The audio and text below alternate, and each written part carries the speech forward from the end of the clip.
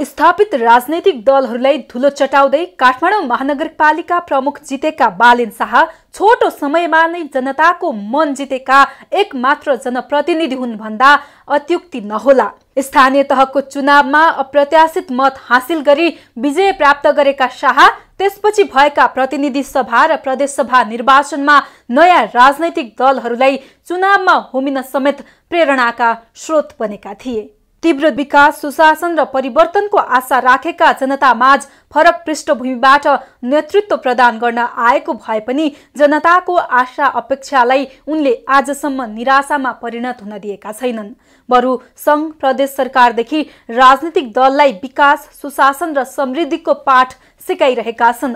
संविधानले जनतालाई प्रत्याभूत गरेका तर जनताले कहिल्यै पनि अनुभूति गर्न नपाएका कतिपय निर्णयहरू गरेर उनले सर्वत्र प्रशंसा पाइरहेका छन्। स्थानीय तहका प्रमुखको क्षेत्राधिकार कति रहेछ र एउटा स्थानीय सरकारले चाहदा कुन हदसम्मको सुधार गर्न सकिने रहेछ भन्ने समेत आम नेपाली जनताले बालेन र शाहको कामलाई हेरेर बल्ल चाल पाए भन्दा फरक नपर्ला। त्यसो त बालेनले गर्ने निर्णय र राख्ने अभिव्यक्तिहरू प्राय समाचार माध्यमदेखि सामाजिक सञ्जालमा हटकेक मात्रै बन्दैनन्, देश तथा विदेशमा समेत चर्चाको विषय बन्ने गरेका छन्। उनको निडर स्वभाव र खरो प्रस्तुतिको कोही पक्षमा उभिन्छन् भने कोही विपक्षमा। अनधिकृत संरचना हटाउने, पार्किङ व्यवस्थित गर्ने, गरिब जनतालाई स्कुलदेखि अस्पतालसम्म विपन्न कोटा छुट्याउनेदेखि शैक्षिक क्षेत्रमा बुक फ्री फ्राइडेको अवधारणाले उनको चर्चा मात्रै भएको छैन, त्यसले सकारात्मक परिणाम पनि दिन थालिसकेको छ। दर्शकवृन्द, बालेन र शाह बालेन काठमाडौँ महानगरको प्रमुखमा निर्वाचित भएको पनि लगभग 14 महिना भइसकेको छ। यस दौरानमा उनले जनतामा महसुस हुने गरी के काम गर्न सफल भए त आज हामी यस विषयमा चर्चा गर्न गइरहेका छौं। फुटपाथ व्यवस्थापन। बालेन र शाह मेयरमा निर्वाचित हुने बित्तिकै प्रभावकारी रूपमा अघि बढेको विषय हो फुटपाथ व्यवस्थापन। शहरको वास्तविक व्यवस्थापनका लागि फुटपाथ खुल्ला हुन जरुरी हुन्छ भन्दै महानगरले फुटपाथका व्यवसायलाई पूर्ण रूपमा हटाउँदै काठमाडौँका फुटपाथहरू खुल्ला र सफा बनेका छन्, जसको नतिजा बानेश्वर, बसपाक तथा असन लगायतका क्षेत्रहरूमा सकारात्मक रूपमा देखिन थालिसकेको छ। साथै उनले निर्वाचित भए लगत्तै नगर कार्यपालिकाको बैठकलाई प्रत्यक्ष प्रसारण समेत सुरु गरेका थिए। फोहोर व्यवस्थापन। मेयरमा निर्वाचित हुने बित्तिकै बालेन शाहका लागि चुनौतीको विषय थियो काठमाडौँको फोहोर व्यवस्थापन। काठमाडौँका मुख्य शहरमै नाक थुनेर हिँड्नुपर्ने अवस्था थियो। कतिपय राजनीतिक पार्टीहरूले त फोहोरमा गर्नुसम्मको फोहोरी राजनीति समेत गरे, तर झण्डै 2 दशकदेखि कुहिएर रहेको समस्यालाई शाहले सतहमा ल्याएरै छोडे। अनाधिकृत संरचनामा डोजर। शाहको अर्को प्रभावकारी काम हो अनधिकृत संरचनामा डोजर चलाउनु। उनले सरकारी जग्गामा संरचना बनाएर रजाई गरिरहेका अनधिकृत संरचनामा मात्रै डोजर चलाएनन्, भ्रष्ट मानसिकतामा समेत डोजर चलाएर सार्वजनिक जग्गाको संरक्षण गरे भने महानगरपालिका क्षेत्रभित्रका विद्युत, टेलिफोन, केबल टेलिभिजन, इन्टरनेट लगायतका 30 ट्रक तार हटाएर व्यवस्थित गरिएको छ। टुकुचा उत्खननको प्रयास। टुकुचा खोलाको बहाव क्षेत्रलाई खुला गर्न भएको प्रयासबाट नदीको खुला हुन पाउने स्वाभाविक, प्राकृतिक र कानुनी अधिकार स्थापित भएको छ। सामाखुसी खोला अतिक्रमण गरी बनेका अनधिकृत संरचना हटाउने कार्य सञ्चालन भइरहेको छ भने नदीनालामाथि अतिक्रमण गरी बनाइएका अनधिकृत भवन संरचना हटाई नदीको बहाव क्षेत्र र दायाँ बायाँको सार्वजनिक क्षेत्र संरक्षण गर्नुका साथै नदी करिडोरको विकासमा अग्रसरता लिइएको छ। बुक फ्री फ्राइडे र छात्रवृत्तिमा पारदर्शिता। विद्यालयहरूमा सिकाएको नवीन अवधारणा बुक फ्री फ्राइडे सञ्चालनमा ल्याइएको छ। त्यस अन्तर्गत 80 प्रकारका सिपमूलक कार्यक्रम सञ्चालन भइरहेका छन्। एक्स्ट्रा करिकुलम एक्टिभिटिज प्रवर्धन जस्ता कार्यक्रमलाई निरन्तर सञ्चालन गरिएको छ भने महानगरपालिकाको पहलमा 12,970 जना विद्यार्थीलाई संस्थागत विद्यालयमा छात्रवृत्ति प्रदान गरिएको छ। पार्किङ व्यवस्थापन। वर्षौंदेखि अव्यवस्थित पार्किङको समस्याले जकडिएको काठमाडौँका सडक क्षेत्रमा रहेको पार्किङ हटाई सवारी आवागमनलाई सहज बनाइएको छ। भूमिगत वा भुइँतलामा पार्किङ वा भण्डारण जुन प्रयोजनका लागि भवन निर्माण गर्न स्वीकृति लिएको हो त्यसबाहेक अन्य प्रयोजनमा प्रयोग गर्न नपाइने व्यवस्था कडाइका साथ लागू गरिएको छ। यो सँगै 95,538 वर्गफिट भूमिगत क्षेत्रफललाई खाली गरी भूमिगत पार्किङ क्षेत्रमा कायम गरिएको छ। सार्वजनिक शौचालय व्यवस्थापन। महानगरमा अहिले ठाउँ ठाउँमा सफा सार्वजनिक शौचालयको व्यवस्था गरिएको छ भने सार्वजनिक शौचालय नभएको ठाउँमा रेस्टुरेन्टसँगको समन्वय गरी रेस्टुरेन्टहरूको शौचालय समेत सर्वसाधारणले प्रयोग गर्न पाउने व्यवस्था गरिएको छ। स्वास्थ्य सेवा सुधारमा पहल। विभिन्न नागरिकका लागि सबै अस्पतालले प्रदान गर्नुपर्ने निशुल्क बेड सुविधा सहितको स्वास्थ्य सेवाका लागि महानगरपालिकाका क्षेत्रभित्रका अस्पतालसँग समन्वय गरी कार्य थालनी गरिएको छ। काठमाडौँ उपत्यकाभित्र चालु आर्थिक वर्षको हालसम्ममा 9,176 जनालाई निशुल्क एम्बुलेन्स सेवा उपलब्ध गराइएको छ। कल सेन्टरलाई निरन्तरता। महानगरवासीको गुनासोको तत्काल सम्बोधन गर्न कल सेन्टरलाई निरन्तरता दिइएको छ। हालसम्म 30,407 जनाले टेलिफोन मार्फत कल गरी 2,910 जनाले गुनासो टिपाएकोमा 1,652 जनाको गुनासो सम्बोधन भएको र 1,258 जनाको गुनासो सम्बोधन हुने क्रममा छ। महानगरपालिकाको केन्द्र तथा वडा तहमा सार्वजनिक सुनवाई गरी सेवाग्राहीबाट प्राप्त हुने सुझाव तथा गुनासो व्यवस्थापन गरिएको छ। यससँगै दमकल छिर्न नसक्ने 2वटा साघुरा गल्लीहरूमा फायर हाइड्रेन्ट जडान गरिएको छ भने विपद व्यवस्थापनका लागि स्थापित महानगर आपतकालीन कार्य सञ्चालन केन्द्रलाई थप प्रभावकारी बनाई सञ्चालनमा ल्याइएको छ। काठमाडौँ महानगरपालिकाका जडीबुटी चोक, मैतीदेवी चोक र पुरानो बसपार्क गेटमा रहेको अनधिकृत संरचना हटाएर सवारी आवागमनलाई सहज बनाइएको छ भने काठमाडौँ उपत्यका खानेपानी व्यवस्थापन बोर्डसँगको सहकार्यमा कमल पोखरी र पुष्पलाल पार्कमा वाटर एटिएम समेत जडान गरिएको छ। तपाईलाई कार्यक्रममा स्वागत छ। नमस्ते, धन्यवाद। आराम हुनुहुन्छ क्या? हजुर, ठिक छ। वैशाख 10 गतेसम्म तपाईँ काठमाडौँ महानगरको एक्लो मेयरको उम्मेदवार जस्तो हुनुहुन्थ्यो, चर्चा पनि व्यापक थियो। तर 11 गतेबाट नै त्यसको अब परिवर्तन भइसकेको छ। धेरै दावेदारहरू धेरै गर्न थालेको पनि 5 वर्ष लगभग भयो। सफ्ट अनाउन्समेन्ट चाहिँ 2.5 वर्ष अगाडि गरेको थिएँ मैले। अनि हामीले 4 महिना अगाडि घोषणा गर्दाखेरि चाहिँ लगभग नेपालमै पहिलो घोषणा थियो त्यो। काठमाडौँको मात्र नभएर नेपालकै पहिलो घोषणा थियो। त्यसले एउटा वेब पनि क्रिएट भएको छ। 753 मै लगभग स्वतन्त्र उम्मेदवारहरू यसपालि आउनु भएको छ। अनि हाम्रो चाहना पनि त्यही हो, स्थानीय निकाय चाहिँ स्वतन्त्र हुनुपर्छ। किनभने यहाँनिर पार्टीभन्दा व्यक्तिले काम गर्ने हो, व्यक्तिको एउटा भिजनले काम गर्ने हो। एउटा ब्याङ्कको सिइओ जस्तो ठाउँ हो नि त, त्यो सिइओको कस्तो छ भिजन, कस्तो छ उसको आइडियोलोजी होइन, त्यो हिसाबले त्यो ब्याङ्कले राम्रो काम गर्ने कि नराम्रो काम गर्ने भन्ने जस्तो कुरा हो। त्यही भएर चाहिँ ठिक छ, हाम्रो काम गर्न चाहिँ गाह्रो हुन्छ भन्छ नि स्वतन्त्र उम्मेदवारलाई। यदि चुनाव जितेर गइसक्नु भयो भने पनि मेयरको पोस्टमा बसिसक्दाखेरि वडामा अन्य उम्मेदवारहरू आउनुहुन्छ, अन्य जनप्रतिनिधिहरूले चाहिँ तपाईँको निर्णयलाई नमान्ने, तपाईँको कामहरूलाई नमान्ने, विरोध गर्ने खालको त्यो प्रवृत्ति पनि त आउँछ नि। त्यस्तो चाहिँ किन हुँदैन भन्दाखेरि हामीले चाहिँ कार्यपालिकाको बैठकहरूलाई चाहिँ लाइभ टेलिकास्ट गर्ने सोचेका छौँ। त्यो भिजुअली रूपमा जुन हाम्रो संसदहरूको हुन्छ नि त्यस्तो खालको लाइभ टेलिकास्ट भयो भने चाहिँ उहाँहरू चाहिँ अलिक जिम्मेवार हुनुहुन्छ। किनभने संसद त बरु गाउँतिर जितेर सहरमा बस्छन् होइन, राजधानीमा बस्छन्। तर वडाध्यक्षहरू त आफ्नै लोकालिटीमा आफै नगरवासीलाई सेवा गर्ने, त्यही कार्यालयमा बस्ने भनेपछि उहाँहरूले हाम्रो आइडियोलोजीलाई फलो गर्नु भएन भने कि त लजिक दिनु पर्यो के कारणले फलो गर्नुहुन्न। मिटिङमा नआउनेहरू कारणहरू भयो भने त त्यहाँ जनप्रतिनिधि भएपछि त त्यहाँका जनतासँग डेली इन्टरेक्सन हुँदा किन तपाईँले यो काममा विरोध गर्नुभयो अथवा तपाईँले किन हाजिरी गर्नुहुन्न भन्ने कुरा एकदमै प्रत्यक्ष भयो भने चाहिँ त्यो काम नगरी बस्न गाह्रो हुन्छ। तपाईँको समय पनि थोरै छ, थोरै एजेन्डा वाइज पनि कुराकानी गरौँ। हजुर, तपाईँले काठमाडौँको मेयरमा आउने घोषणा गरिसकेपछि तपाईँको प्रतिबद्धता पत्रमा चाहिँ एउटा यो फोहोर मैला व्यवस्थापनको एउटा बुँदा छ। जति पनि मेयरहरू आउनुहुन्छ, चुनावमा आउनुहुन्छ, उहाँहरूको घोषणापत्रमा पहिलोमा नै यो फोहोर मैला व्यवस्थापनको एजेन्डा आउँछ नै। कतिले चुनाव जित्नुभयो तर चुनाव त्यही एजेन्डाले जिते पनि चुनाव जितिसकेपछि अब त्यसलाई हराइदिनु भयो, बिर्सिनु भयो।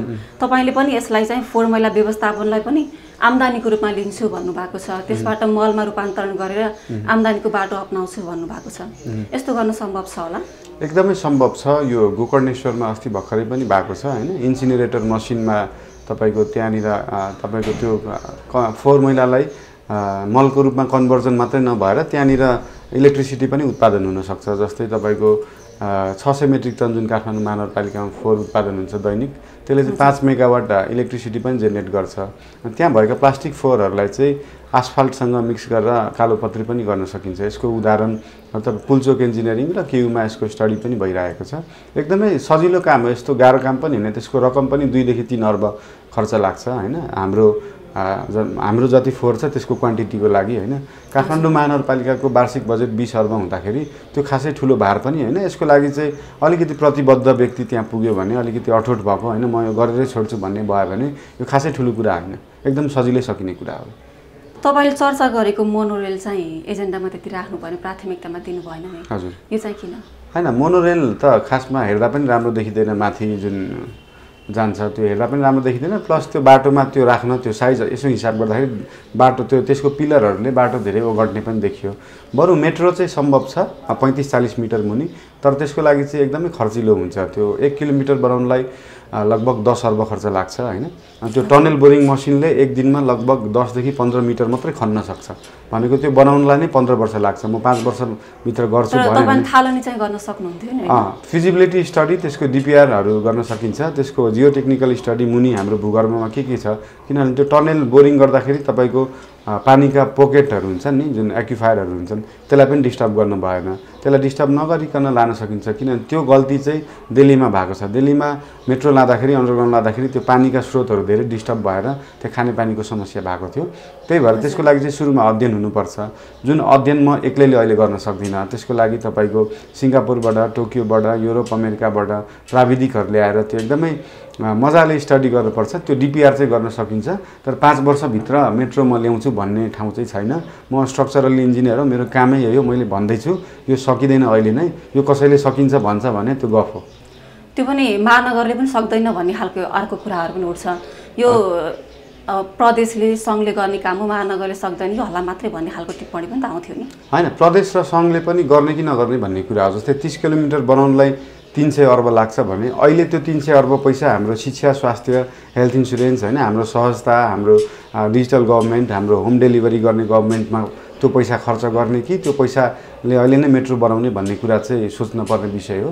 त्यो अब विदेशसँग सहयोग लिँदा पनि गाह्रो छ। किन भन्दाखेरि विदेशीले सहयोग पनि गर्दाखेरि प्रफिट बेसिसमा सहयोग गर्छ उसले, तर विश्वका कुनै पनि मेट्रो प्रफिटमा छैनन्। त्यही भएर विदेशी सहयोग पनि अहिले भर्खरै आइहाल्ला भन्न सकिँदैन। त्यो एकदमै समय लाग्ने कुरा हो र त्यसलाई चाहिँ हाम्रो शिक्षाको एउटा माग पुरा भयो होइन, स्वास्थ्यको मागहरू पुरा भयो, हाम्रो इन्स्योरेन्सका मागहरू पुरा भयो, हाम्रो स्पोर्ट्सका होइन, हाम्रो खेलकुददेखि लिएर पर्यटनका मागहरू पुरा भइसकेपछि त्यसलाई चाहिँ प्राथमिकता दिनुपर्छ जस्तो लाग्छ मलाई। पूर्वाधारहरूलाई चाहिँ प्राथमिकता दिनुभयो अहिले? हजुर। अहिले बेसिक कुराहरू चाहिँ पहिला पुर्याउँ, मान्छेलाई सुरुमा खुसी चाहिँ बनाऊँ न, त्यसपछि चाहिँ सुविधा दिउँ। अहिले त मान्छे नै खुसी छैनन् भनेपछि त सुरुमा खुसी बनाउने बाटोतिर लाग्नु पऱ्यो। मान्छेको मेन्टली स्टेबल त हुनु पऱ्यो। मेन्टल हेल्थको कुराहरू जस्तै हामीले कल सेन्टर राख्ने भनेको छौँ, त्यो कल सेन्टरमा चाहिँ मेन्टल हेल्थको कन्सल्टेसन पनि हुन्छ, त्यहाँ एनिमल एम्बुलेन्स पनि कनेक्ट हुन्छ, ह्युमन एम्बुलेन्स पनि कनेक्ट हुन्छ, इन्फ्रास्ट्रक्चर एम्बुलेन्स पनि कनेक्ट हुन्छ। त्यो इन्फ्रास्ट्रक्चर एम्बुलेन्स भनेको त्यहाँनिर डक्टरको ठाउँमा इन्जिनियर हुन्छ, पछाडि इक्विपमेन्टहरू हुन्छ र तपाईँले फोन गरेर हाम्रो ठाउँमा बाटो बिग्रियो, खाल्टो भयो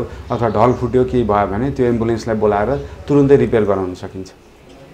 यस्तै तपाईँले अर्को ल्याउनु भएको छ, अलिक फरक पनि छ, यो डिजिटल टाइपको छ। अब घर घरमा होम डेलिभरीको व्यवस्था गर्छु, कागजपत्रहरू भन्नुभएको छ। अहिले वडामा गयो भने चाहिँ ती कागजपत्रहरू विवाह दर्ता अनि मृत्यु दर्ता, जन्म दर्ताहरू बनाउनको लागि 15 दिन 20 दिन कुर्नै पर्छ एउटा सामान्य कागज बनाउनको लागि। तपाईँले यस्तो अवस्थामा चाहिँ यी कागजपत्रहरू होम डेलिभरी नै गर्छु भन्नुहुन्छ, यो कति सम्भव छ? त्यसमाथि पनि एउटा कर्मचारी तन्त्र पनि नेपालमा अलि बढी हावी नै हुन्छ, अनि काठमाडौँमा जनसङ्ख्याको चाप पनि अलिक बढी नै हुन्छ। यस्तो अवस्थामा चाहिँ कसरी सम्भव छ होला? होइन, यहाँ 32वटा वार्ड छन्, हरेक वार्डमा एकजना वडाध्यक्ष सदस्य हुनुहुन्छ। यो कतिको सम्भव छ भन्दा पनि भइसकेको उदाहरण दिन्छु म हजुरलाई। भइसकेको उदाहरण भनेको ललितपुर महानगरपालिकाको वडा नम्बर 10 मा वडाध्यक्ष नरसिंह बेन्जनकारज्यू हुनुहुन्छ, उहाँको उमेरले 83 वर्ष।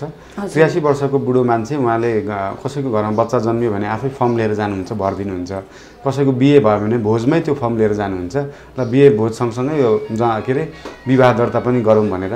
यो एकदमै सम्भव चिज हो। त्यहाँनिर वडाध्यक्ष र 4 जना सदस्यले नसकेको खण्डमा कर्मचारीहरू, लजिस्टिकको लागि कर्मचारीहरू हायर गरेर अथवा अरू कुनै प्राइभेट कम्पनीसँग कोलाबोरेट गरेर सजिलै सकिने कुरा हो। त्यसको लागि प्राइभेट कम्पनीले कोलाबोरेट गर्नु पर्यो भने थोरै फी तिर्न यहाँका नगरवासीहरू जो पनि तयार छन्। भन्न त्यो 50 रुपियाँ डेलिभरी चार्ज लाग्छ भने त्यो तिर्नलाई कसैको लागि पनि ठुलो कुरा होइन। अनि यस्तै अर्को पनि एजेन्डा, हामीले एजेन्डा वाइज कुराकानी गरेका छौँ। तपाईँले खानेपानीको पनि काठमाडौँमा ठुलै समस्या छ, मेन समस्या पनि हो। अनि ढुङ्गेधाराहरूको बारेमा तपाईँले राम्रै चर्चा पनि गर्नुभएको छ र ढुङ्गेधारालाई पुनर्जीवित दिन्छु भन्ने भन्नुभएको छ, एजेन्डामा राख्नु भएको छ। खानेपानीहरूको यो कुराकानी गर्दै गर्दाखेरि अहिले ढुङ्गेधारा कमसेकम लगभग जस्तो विस्थापित जस्तो भइसकेको छ काठमाडौँमा र जमिन मुनि पानी पुर्याउने कुनै आधारहरू पनि जस्तो देखिँदैन। जनसङ्ख्या चाप छ, अब कङ्क्रिटले भरिसकेको छ। यस्तो अवस्थामा चाहिँ यी ढुङ्गे धाराहरूलाई पुनर्स्थापित चाहिँ कसरी गराउन सकिएला? यसको लागि चाहिँ हामीले हिसाब गर्दा लगभग 1.5 किलोमिटर बाई 1.5 किलोमिटरको पोखरी साइज आयो, तर त्यो एकै ठाउँमा सम्भव छैन, त्यो ठाउँ छैन। भनेपछि त्यसलाई डिभाइड गरेर सानो ठाउँ, सरकारी कार्यालयहरू होला, सरकारी कलेज स्कुलहरू होला होइन, त्यहाँनिर सानो पोखरी जहाँनिर मल्टिपर्पज हुनसक्छ। त्यहाँ माछा पालन पनि हुनसक्छ, प्लस त्यो पानीलाई, बर्खाको पानीलाई तल सोच्ने। अनि हिसाब गर्दाखेरि काठमाडौँ उपत्यकामा वर्षिने 3% पानीलाई मात्रै हामीले होल्ड गर्न सक्यो भने हाम्रो खानेपानीको समस्या समाधान हुन्छ। त्यसको लागि ठाउँ छैन नि त फेरि? हजुर, त्यसको लागि एकै ठाउँमा चाहिँ छैन। सानो ठाउँ जस्तै राष्ट्रपति भवन भयो, सिंहदरबार भयो होइन, पुल्चोक इन्जिनियरिङ, त्यो त ललितपुरमा पर्छ। यस्तो महत्त्वपूर्ण भवनहरू चाहिँ महानगरलाई दिन्छ होला होइन? यो चाहिँ कार्यालयहरूसँग सहकार्य गर्न सकिन्छ। यो पनि फेरि एकदमै ठुलो इस्यु पनि होइन। यो सहकार्य गर्नलाई चाहिँ के छ भन्दाखेरि तपाईँको भनौँ न सेन्ट्रल गभर्मेन्टसँग अनुमति लिएर अथवा कार्यालयहरूसँग, किनभने त्यो महानगरपालिकाभित्र पर्ने हुँदाखेरि त्यहाँको मेयरले चाह्यो भने चाहिँ गर्न सक्छ होइन। त्यहाँको मेयरको चाहिँ अठोट हुनु पऱ्यो, उसको इच्छा चाहिँ त्यो विषयमा ध्यान चाहिँ पुग्नु पऱ्यो भन्ने कुरा हो। अनि यसको लागि चाहिँ जस्तै हामीले सम्पदा संरक्षणको लागि छुट्टै आयोग पनि बनाउनुपर्छ भन्ने कुरा गरेका छौँ। किनभने सम्पदा संरक्षण होइन, जस्तै सम्पदाहरू पुनर्निर्माण गर्दाखेरि टेन्डर प्रोसेसमा जुन गइन्छ नि, अब टेन्डर प्रोसेसमा जाने जुन भनौँ न त्यहाँनिर काम गर्ने जुन मिस्त्रीहरू भनौँ, skill man power, unskill man पावरहरू, त्यो चाहिँ यहीँको नेवा कल्चर बुझेको म्यान पावर हुनु पऱ्यो। त्यसको लागि टेन्डर प्रोसेस, अब भनौँ न विराटनगरको मान्छेले टेन्डर पाउनुभयो, त्यहीँका म्यान पावरले चाहिँ यो बनाउन सक्दैन। त्यसको लागि उदाहरणको रूपमा भक्तपुर नगरपालिकासँग सहकार्य गर्न सकिन्छ। र यो हामीले अहिलेदेखि नै भक्तपुर नगरपालिकाका मेयरसँग हामीले धेरैचोटि मिटिङ बसिसकेका छौँ। यसको प्रोसेस के छ अनि उहाँले चाहिँ के भन्नुभयो भन्दाखेरि हामीले यो अफर चाहिँ काठमाडौँ महानगरलाई धेरैचोटि गरिसक्यौँ, तर पनि उहाँहरू टेन्डर प्रोसेसमा जान खोज्नुहुन्छ। उहाँहरूले के अफर गर्नुभयो भन्दाखेरि काठमाडौँ भनेको काठमाडौँको मात्रै नभएर भक्तपुर, ललितपुर, ओभरअल पुरै नेपालको हो र यसलाई जोगाउने कर्तव्य हामी सबैको छ। यसको लागि स्किल्ड म्यान पावर चाहिँ हामी दिन पनि तयार छौँ र हामीले यसको लागि ट्रेनिङ पनि गराउन तयार छौँ भनेर भन्नुभएको छ। त्यही भएर यसको लागि संरक्षणको लागि भक्तपुरसँग एकदमै सजिलै कोलाबोरेट गरेर कामहरू अगाडि बढाइन्छ। तपाईँले यो नेवा कल्चरको कुराकानी गर्दाखेरि काठमाडौँको जनप्रतिनिधिहरू नेवारी समुदायबाटै आए हुन्थ्यो नि भन्ने खालको यहाँको जनताहरूको, मतदाताहरूको अलि बढी माग हुन्छ। तपाईँ चाहिँ अब नेवारी समुदायको हुनुहुन्न अनि अन्य नेवारी समुदायबाट जनप्रतिनिधिको लागि तयारी पनि गर्दै हुनुहुन्छ, उम्मेदवारहरू पनि हुनुहुन्छ। यस्तो अवस्थामा चाहिँ तपाईँलाई मत आउँछ भन्नेमा चाहिँ विश्वास त कसरी? विश्वास त यो कारण छु कि म पनि नेवा समुदायबाटै हो होइन। नेवा भनेको जात होइन, समुदाय हो। यो समुदायमा विभिन्न जात जातिहरू मिक्स भएर आएको हो। यो कुरा मजाले बुझ्न चाहनुहुन्छ भने कोर बसन्तपुर एरिया, भक्तपुर, ललितपुर एरियाका अलिकति 60+ मान्छेहरूलाई सोध्नुभयो भने उहाँहरूले बुझ्नु भएको छ। काठमाडौँ महानगर उपत्यकामा बसेर यहाँको मन्दिर ढोगेको मान्छे, यहाँको जात्रामा गएको मान्छे, यहाँको कल्चरलाई अपनाउने मान्छे, यहाँको खानपिन, वेशभूषा, भाषा, कल्चरलाई अपनाउन सक्ने मान्छे जति बस्छन् सबै नेवा समुदायमै पर्छन् भन्ने कुरा चाहिँ बुझ्नु जरुरी हुन्छ यसमा। तर मान्छेहरू त नेवार जातबाटै भइदिएको भए राम्रो हुन्थ्यो भन्ने खालको टिप्पणी पनि त्यस्तो टिप्पणी चाहिँ आजसम्म मैले कहीँ पनि सुनेको छैन। ल अर्को प्रश्न तपाईँलाई, अब अन्य जनप्रतिनिधिहरू पनि आउनु भएको छ, अलिक कडा जनप्रतिनिधिहरू आउनु भएको छ, केशव स्थापित अनि अब कङ्ग्रेसले पनि अब पारिवारिक रूपमै राजनीतिमा बलियो दावेदारको रूपमा महिला नेतृत्वलाई उभ्याएको छ। यस्तो अवस्थामा चाहिँ उहाँहरूसँग भिड्नको लागि चाहिँ कतिको तयार हुनुहुन्छ त? म उहाँहरूसँग भिड्छु भनेर सोचेकै छैन, किनभने मैले कङ्ग्रेसबाट को उठ्या छ, एमालेबाट को उठेको छ भन्ने सोच्ने नै होइन। हामी जित्यौँ भने आफ्नै कारणले जित्छौँ, त्यसको लागि हामी कति प्रिपेयर्ड छौँ भन्ने कुरा महत्त्वपूर्ण हुन्छ। हाम्रो रिच कति भएको छ, 32वटै वार्डको 150वटै बुथमा हाम्रो रिच कति छ, त्यसको डाटा एनालाइसिस हामीले गरेका छौँ। त्यसले गर्दाखेरि उहाँहरूको पार्टीबाट जो उठे पनि हामीलाई खासै त्यसले केही पनि फरक पर्दैन। प्रतिक्रियाहरू कस्तो आउँछ तपाईँ? एकदमै पोजिटिभ फिडब्याक आएको छ, किनभने हामीले काम यो गर्छौँ भन्दा पनि यसरी गर्छौँ भन्ने प्रोसेस दिएका छौँ। त्यो प्रोसेस काठमाडौँमा मात्रै नभएर अरू अरू ठाउँमा पनि लागू हुन्छ। त्यो चिज प्रोसेसलाई लगेर 753 पालिकामा आफ्नो वडाध्यक्षलाई, मेयरलाई, उपमेयरलाई उहाँले भन्न सक्नुहुन्छ यो प्रोसेसले यति यति बजेटमा यो काम गर्न सकिँदो रहेछ, ल किन नगर्नु भएको भन्ने कुरा चाहिँ एउटा जागृति मान्छेमा आएको छ। त्यो पनि आफैमा एउटा हाम्रो लागि जित हो। तर भनाइ र गराइमा चाहिँ फरक हुन्छ नि त। मान्छेहरू अहिले राजनीतिक रूपमा एउटा ट्यागै लगाएर हिँड्ने खालको एउटा प्रवृत्ति छ।